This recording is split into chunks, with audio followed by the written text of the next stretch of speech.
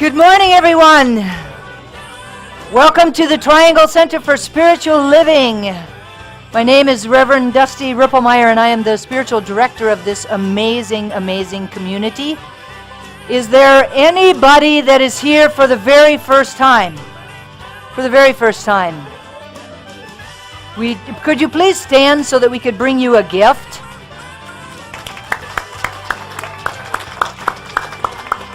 Yes.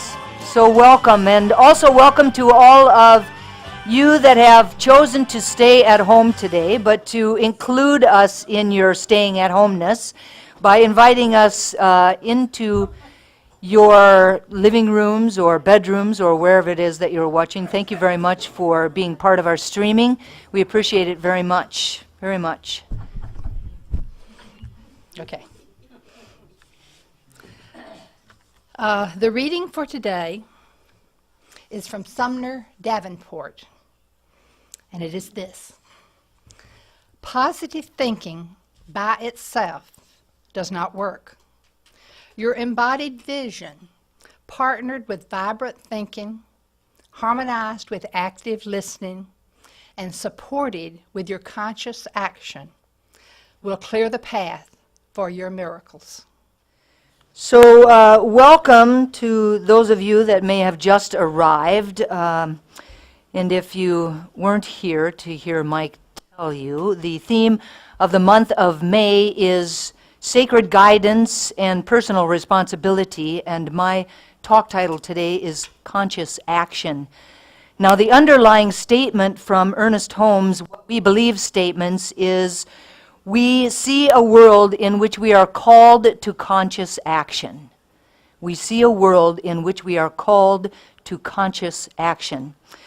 Now, as with many words in the English language, the word conscious has quite a number of definitions, and two of them came up quite strongly for me this week as I was preparing for this talk.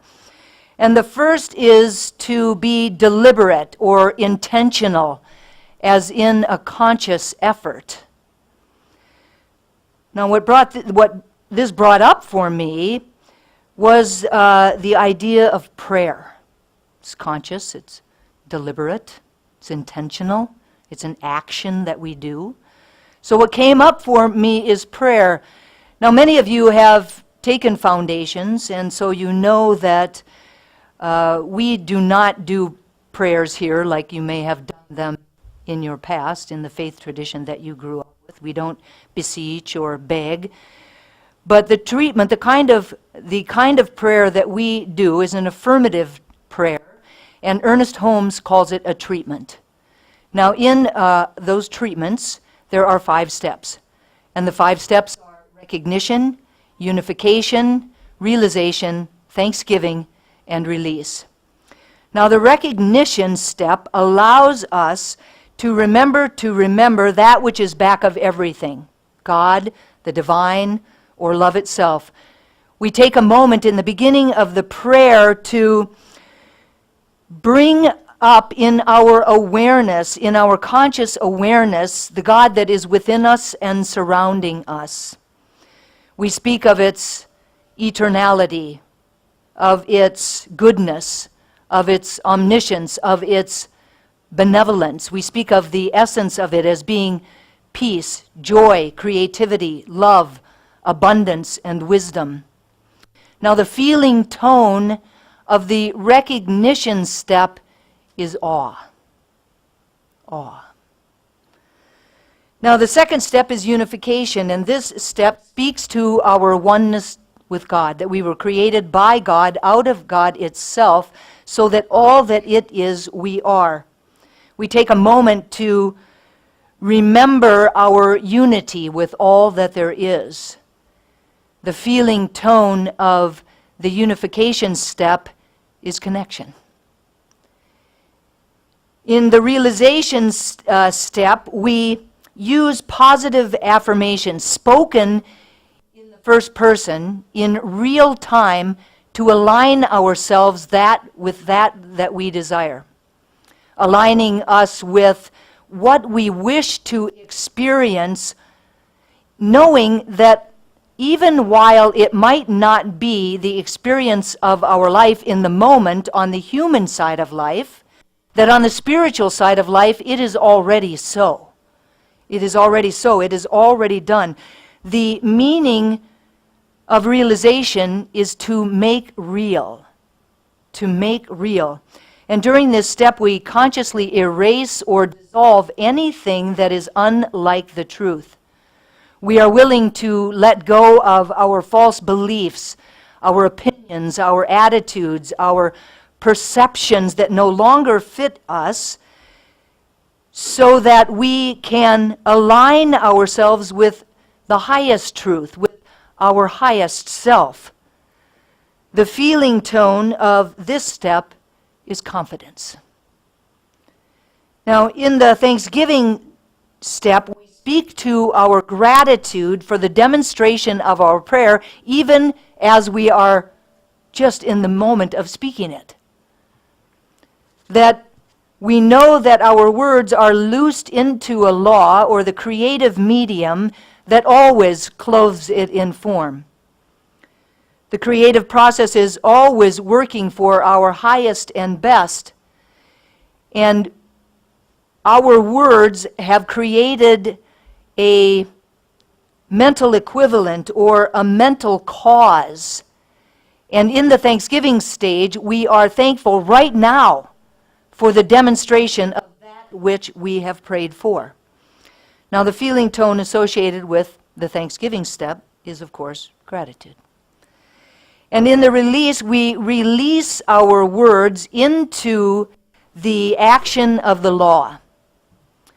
The action of the law always works. It always works the same time every time, with no exceptions, no matter who's using it, no matter when. And we mentally let go of the treatment, and then the law works out the good. The law simply works out the good. We no longer have to be concerned about the situation. We no longer have to be concerned about the problem. We no longer have to be concerned about the challenge. We are free to act as though the demonstration has already happened. And the feeling tone associated with this step is completion. Recognition, unification, realization, thanksgiving, and release. Arthur Walter Starkey wrote a book called It's All God. It's All God. And in it he describes what he calls the double thread. Now, according to Walter Starkey, one thread of the double thread is the aesthetic knowing and knowledge of all that is necessary to be able to become awake, aware, self-disciplined, and to be able to transform. So it is the knowing of who and whose we are and all of what that means. That's this thread over here. Now the other thread then is embracing the world itself and all of its forms. So what our society is required to do is to learn how to bring these two threads together in such a way that we can use the spiritual principles in our lives consistently and constantly in the way that we are with each other, in the way that we are with our own individual lives, and in the way that we transform the greater world. Now, I feel and I believe that the spiritual mind treatment is the perfect coming together of these two threads. It's the perfect opportunity to bring these two threads together in our lives. Now, in the first two steps, we recognize the power and presence of God, and then we unify it in such a way that we have dominion over our lives. And in the third step, we create the container or the context for our life out of which all of our actions can consciously arise. So on one hand, we have our conscious awareness of the presence of God and our unity with it. And on the other hand, we have this ability to create, through the power of prayer, a container that can hold that and then can bring it forward into form. This is the blending of these two threads together in our lives in a way that works. Now, if you've been at the center here for any length of time, or if you've taken any classes, or you've attended a workshop, you may have heard someone quote Ernest Holmes, who said, "Treat and move your feet." Treat and move your feet. What the heck does that mean? So I can tell you that when you speak your words of prayer, and you loose those words into that law, that what it absolutely does not mean that you set about making that demonstration happen. That's not your job. You do not have to set about making the demonstration happen. The treatment evokes the creative process. It evokes this process that is so much more powerful than we ourselves could ever be. We do not have to use sheer willpower, but we use this power that we evoke through the creative process. Now it evokes a power that never tires, it never ceases, it never fails, and it's always for us and never against us. In a treatment, we allow the law to do the work. We allow the law to do the work. We allow the law to take care of the how. And all we simply have to do is to hold the what, singularly focused in our consciousness. We hold the what, and we allow the law to take care of the how. This is the creative process. However, there's always a however. However, many people have this misperception that all that they have to do is pray, that all that they have to do is treat, and then they can sit back and do nothing. But this isn't entirely how it works. The underlying concept behind treat and move your feet is that both prayer and action are necessary. Both prayer and action are necessary. We have to do the inner prayer work, and we have to take action. We cannot constantly sit on a mountaintop praying all day long when we live and move and have our beingness in the world of form. It doesn't work that way. Nor can we get, even though we often find ourselves trying to, too caught up in the world of doing. We can't get too caught up in the world of doing, trying to make things happen or trying to force our own will. There has to be a balance. There has to be a balance. Now, Ernest Holmes says, man's mind should swing from inspiration to action, from contemplation to accomplishment, and from prayer to performance. This would be a well-balanced existence. Ernest Holmes says that treatment is an active thing, that we can't be totally passive in this creative process. For example, if I pray for an increased income, then I need to take steps to increase my business, to grow my business, or to get a job. If I pray for health and wholeness, then I need to listen to my inner wisdom as to what I should eat that would be healthy, and perhaps I need to exercise. If I pray for peace or love in my life, then I need to act peacefully and loving in all of my relationships, in all arenas of my life.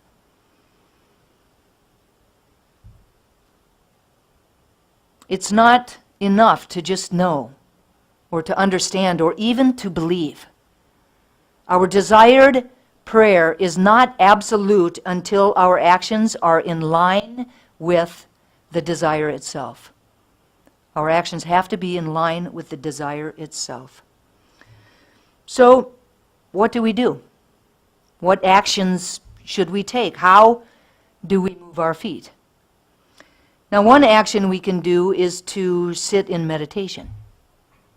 So our mind is connected to the universal mind. It is one with the allness of wisdom, with universal wisdom.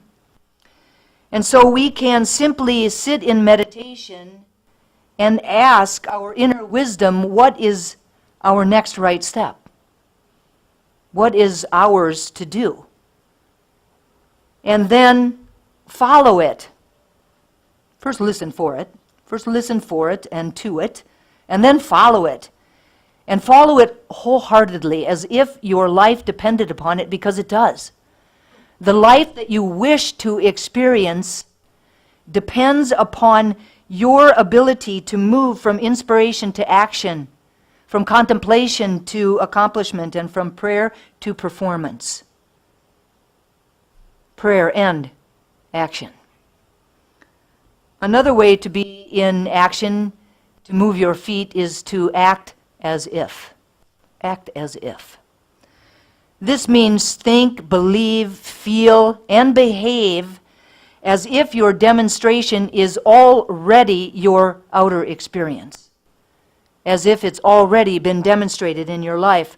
When you act as if, you are getting your whole mind, both your conscious mind and your subconscious mind, involved in this creative process. A demonstration will not occur until you have embodied the desire subconsciously. Acting as if keeps you focused on your desire. Acting as if keeps you confident in the demonstration. Acting as if diminishes doubt. Acting as if strengthens faith and belief. Acting as if you already have demonstrated it will allow you to live in that demonstration right now. Acting as if is being in the consciousness of what you have asked for, what you have treated for, what you have prayed for right now. The wonderful sage Bob Dylan says, "Act the way you'd like to be, and soon you'll be the way you like to act." Wise man. Metaphysician, I think. Remember, too, that when you do a treatment, you enact the law. You get the law into motion. And the law works on everything, including you. Including you. So you might find that after you do a treatment that you are compelled to do something, to begin some particular course of action. You may suddenly feel like going back to school or taking a class, or pulling out your guitar that you haven't played for a long time, or calling a business associate that you haven't talked to for a while. You may run across an advertisement that leads you to take a certain action. Something might happen that compels you to do something. Now, acting as if you cannot fail will cause you to expand and to experience things that you would not have otherwise experienced. Acting as if opens you up to new possibility. So you use your imagination in order to act as if. This imagination that we were born with. We use our imagination to act as if. So you begin right where you are, and you ask yourself, what do I want instead?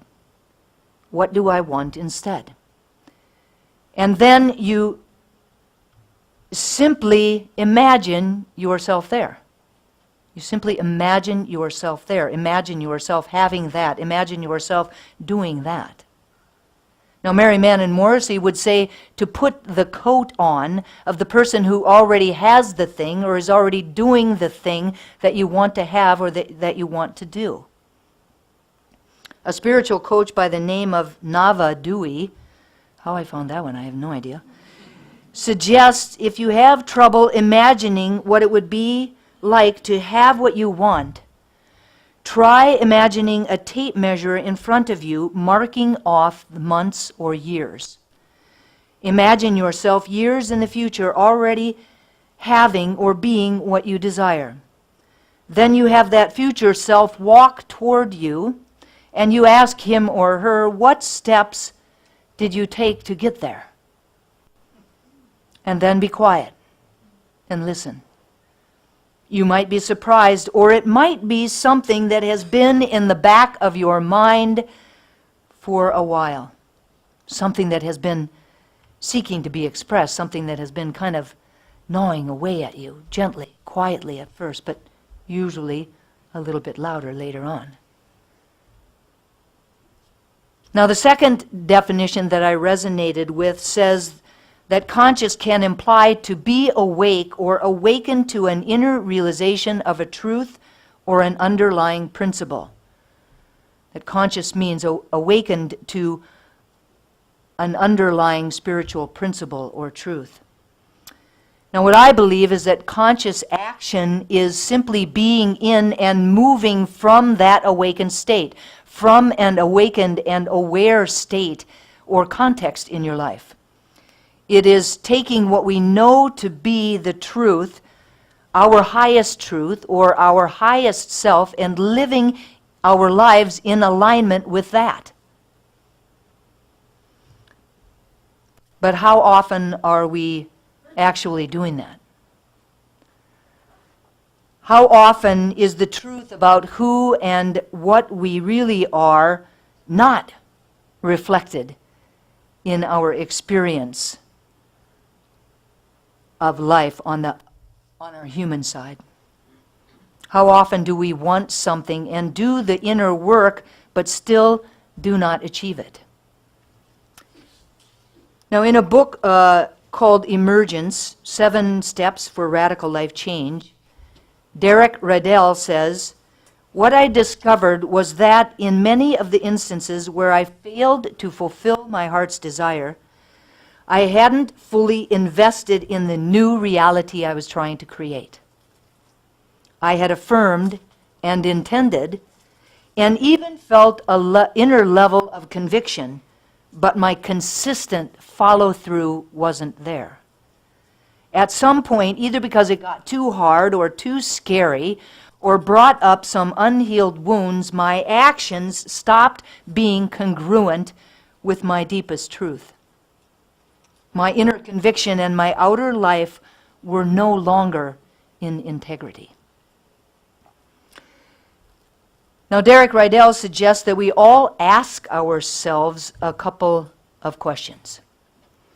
Not questions based on the circumstances of our lives, not questions based on the problems or challenges, but questions based on a higher truth, based on universal principles. The invitation is to answer them honestly, and then to act upon them wholeheartedly in a way that allows you to become congruent with your highest truth, with your highest self.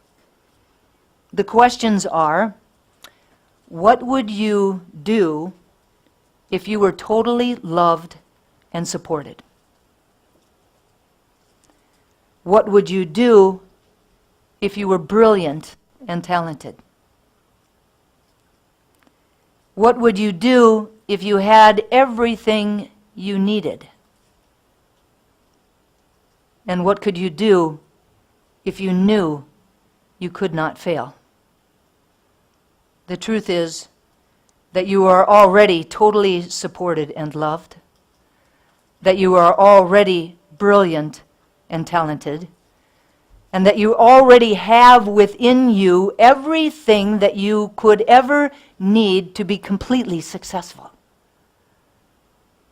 The issue is that we believe that we are lacking in love or abundance, so we take actions to get or to attract more love and abundance, which often only exacerbates the consciousness of lack.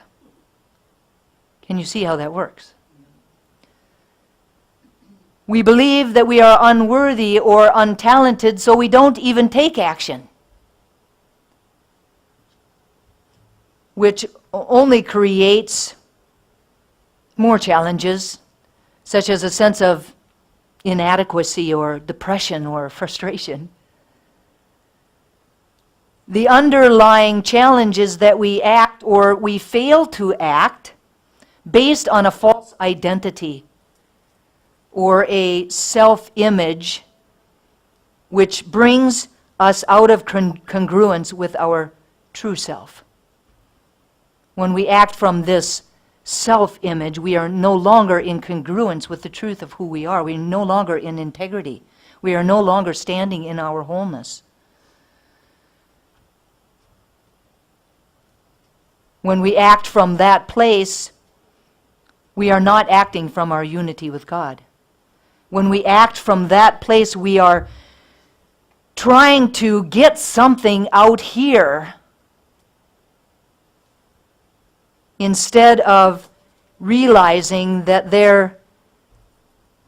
what we really need to do is to loose something that is within us. And that something that is within us is already there. And it is already seeking to be expressed through and as us. Derek Rydell says, your deepest desires are clues of what's already within you, trying to come out. As you take action from the place of already being the thing, your actions are not trying to achieve it. Rather, they're an expression of alignment with it, an affirmation of your true nature. From that place, there's no more resistance, no more negation, and you become an opening through which the next stage of your greater self becomes visible in your experience. The truth is that our deepest desires are God's desires for us, and they have a way of making themselves known to us. Perhaps you've had the experience of being compelled to do or to say something, to begin some particular course of action. Perhaps it has hit you in an instant that propels you into right action, an instant of insight, an instant of revelation. Or perhaps you've been working on a project for hours or for days without really seeing much progress.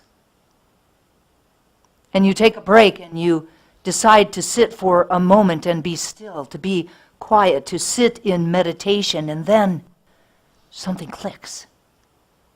And the resistance is dissolved. And you complete the project with grace and with ease. When you connect with the truth of who you are, with the presence of God that you are, you will become a vessel for that desire to come forward into form. The key to conscious action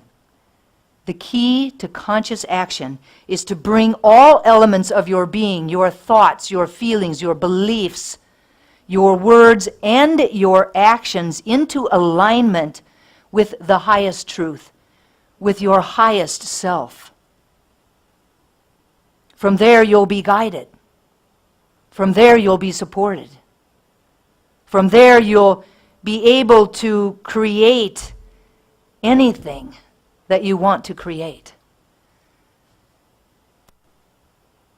That guidance will lead the way, and when you listen to and for it, you'll know exactly what conscious action to take.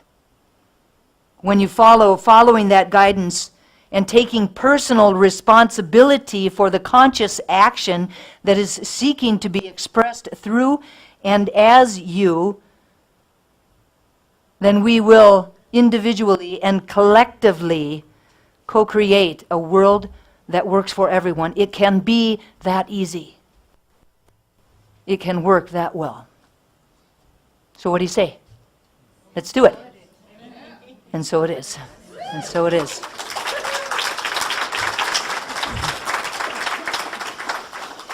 So I invite you to turn within for a moment of prayer.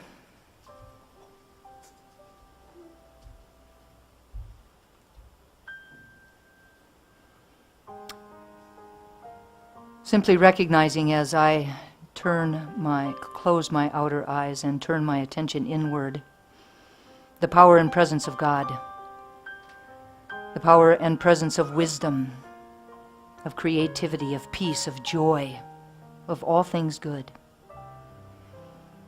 And I know that I am one with it, that I was created by it, out of itself, and imbued with all that it is, in its wholeness, in its fullness. Like a wave upon the ocean, of the thing and yet not the thing, for the thing is so much grander.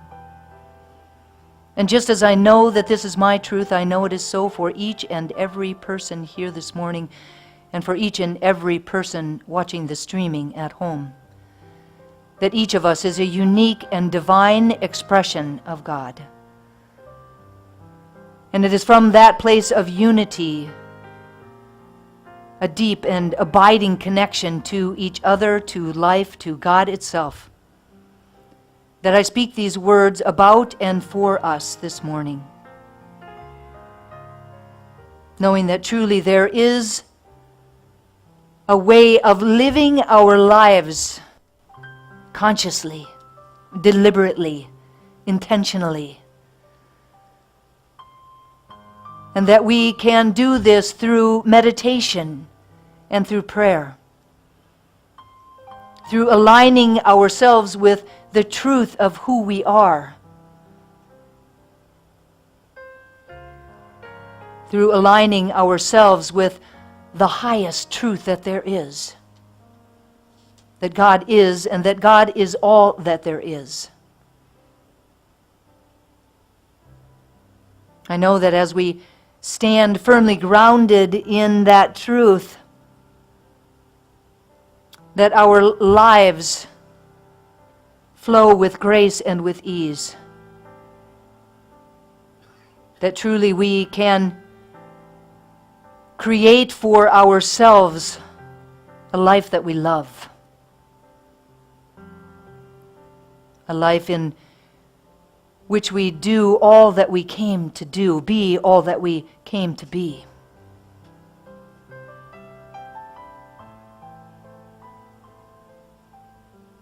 And I know that we are here in this community to support each other on this path. That we are reminded by each other lest we forget.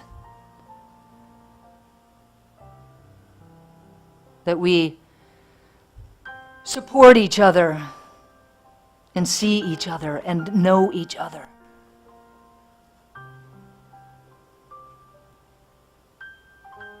And so by the power of my word, I claim for each of us this morning that it is easy for us to step into this way of living.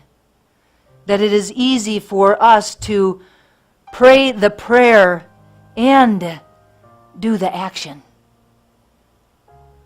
That from this moment on, we are balanced in our lives. And I'm so grateful to know this truth, so grateful to speak these words, so grateful for the power of prayer, knowing that these words are loosed into that law that only ever says yes, that they are clothed even now as I speak them in form. And so I release them with love and gratitude and full expectation of their manifestation, letting go and letting God take care of the how, as I stand firmly focused on the what. And I invite each of us to anchor it for ourselves and for each other by simply saying, and so it is. Amen. Amen.